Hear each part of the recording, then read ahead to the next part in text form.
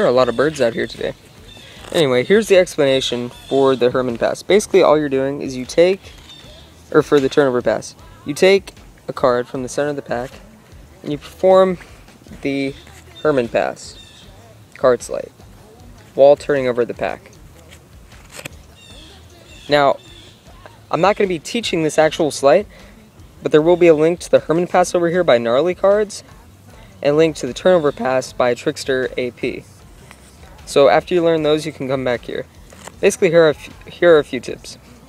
For the turnover pass, the best way to use it is to have the cards face up.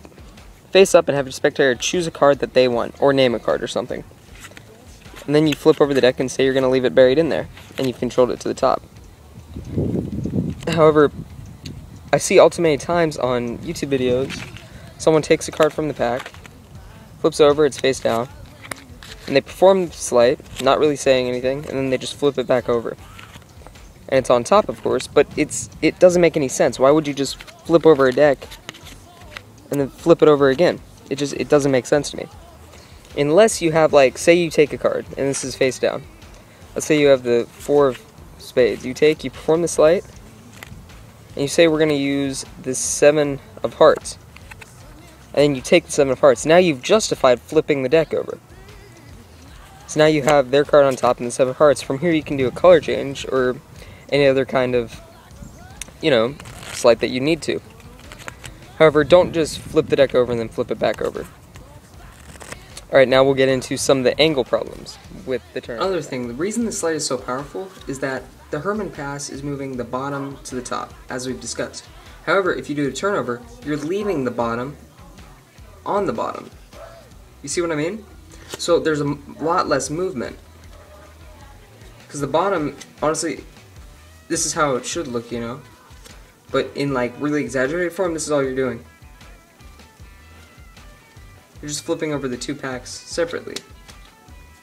So it works really well.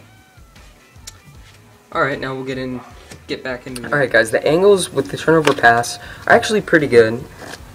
Because of this turnover that you're doing, it covers it from almost all angles and looks very smooth.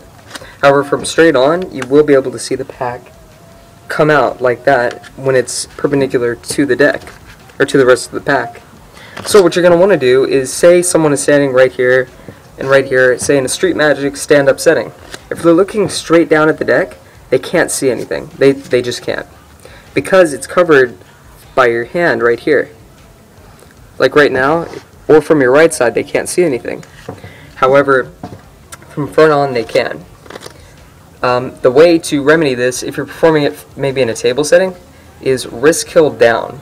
So that you put your palm to the audience. That way, when you perform the pass, they can't see it.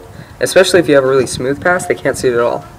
Also, when you're doing it, you can take, and instead of just coming out straight back to the side, you can come out with your pass back farther. Like back, not that far of course, but you come out back farther.